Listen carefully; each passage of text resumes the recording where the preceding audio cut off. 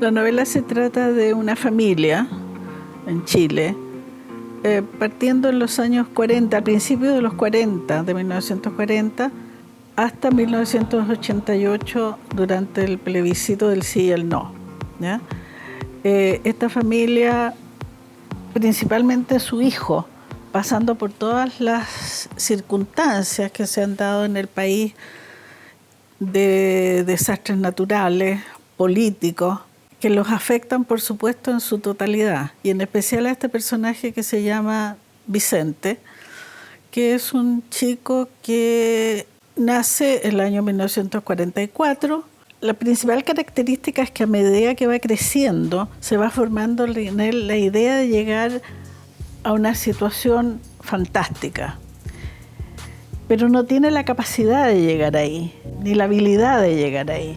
Y por lo tanto eso se va desarmando en la realidad, pero no en su cabeza siempre se mantiene eso y por lo tanto no acepta la realidad como es. Y eso lo lleva a un desastre, por supuesto, a un desastre familiar, a un desastre en su trabajo, porque nunca quiere aceptar la realidad de lo que él es y vive para este sueño que no se va a cumplir nunca. Porque hay gente que es así, vive en un sueño que no es real y no acepta la realidad y la aprovecha.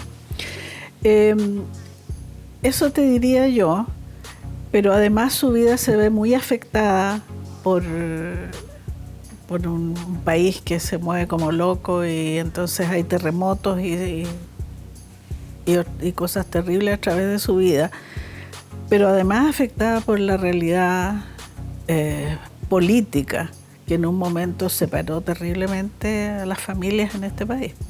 O sea, no solo a las familias, a la sociedad, digamos. La inspiración fue bien específica. Yo tenía un tío famoso porque era ajedrecista internacional y murió.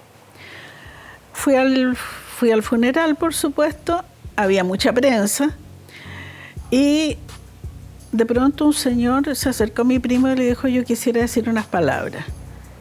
Y dijo: yo no conocí nunca a René Letelier, nunca me interesó el ajedrez, pero quiero hablar porque mi señora murió hace pocos meses y mi mamá murió y habló 20 minutos sobre su historia con las muertes de sus familiares. Por supuesto que lo tomaban los periodistas y todo. Y yo me quedé, nadie le preguntó nada a él. Él dijo eso y se fue. Y me quedé con esa idea, ¿por qué a alguien le pasa eso? ¿Por qué a alguien llega a eso? Era un señor como bien vestido, bien elegante, que hablaba muy bien. No se veía un viejito chocho. Y pensé, ¿por qué lo hace? Y me quedé bastantes años incluso dando vuelta a eso. ¿Por qué esta persona hizo eso? Tan loco, tan sin sentido. Y de ahí surgió el libro.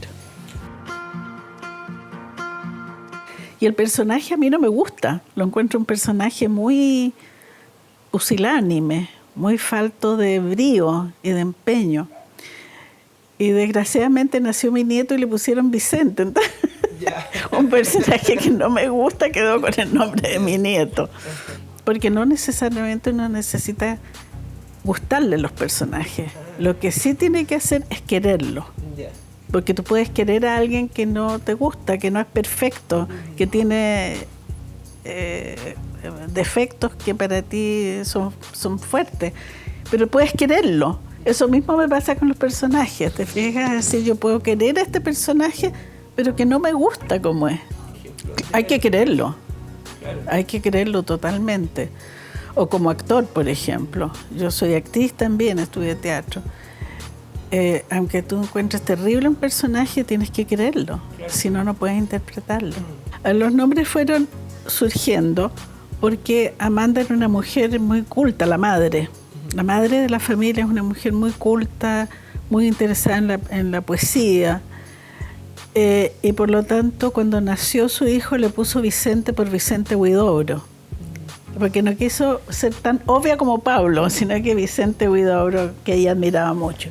Y cuando nació la niña le puso Lucila por Gabriela Mistral, que se llamaba realmente Lucila.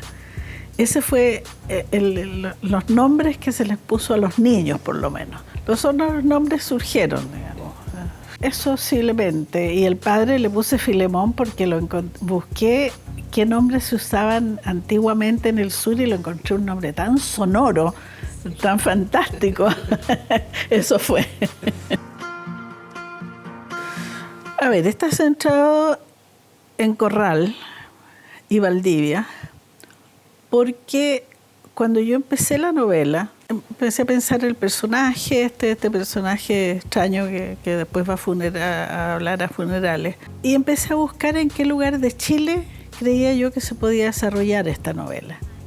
Y empecé a investigar fotos de lugares, y me llamó mucho al tiro la atención la bahía de Corral, que yo conocí cuando era chica. Me llamó la atención eso, y además porque inmediatamente me trajo a la cabeza el terremoto de Valdivia, con el mayor, tú sabes que el desastre más grande que había en el mundo, digamos, ese cataclismo.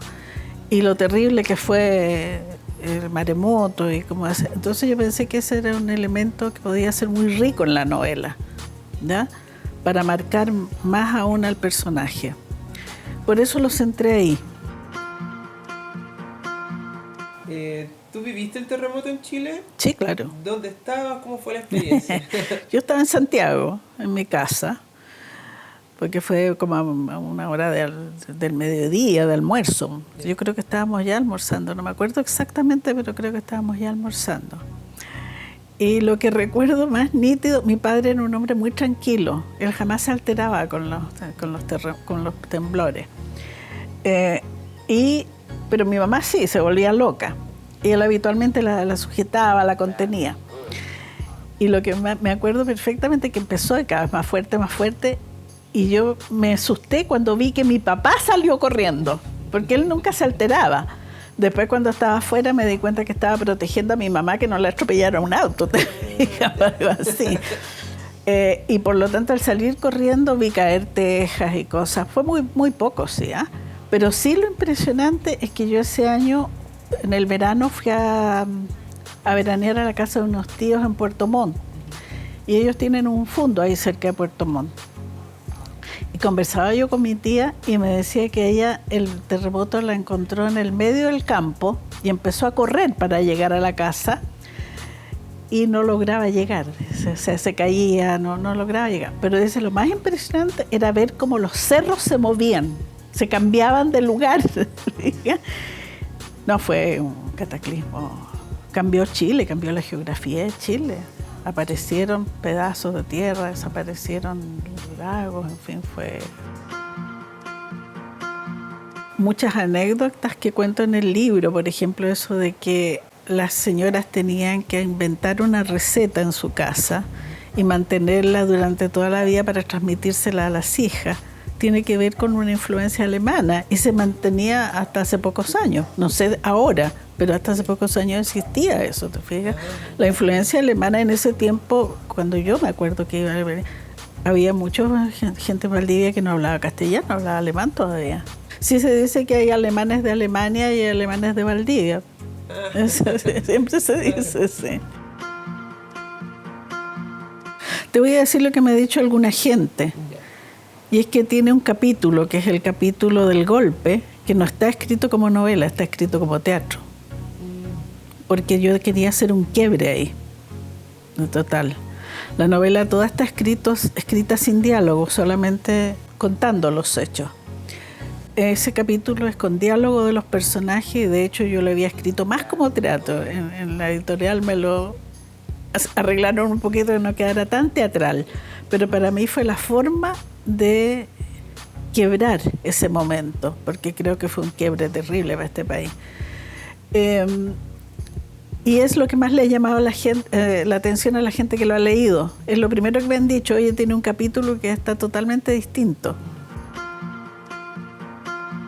Bueno, en primer lugar, a mí me gustaría que cada persona sacara el mensaje que le interese de la novela, ¿ya? Pero lo que a mí me mueve es el hecho que hay gente que no vive la realidad y se mete en sueños más o menos imposibles, y eso le hace no disfrutar de la realidad.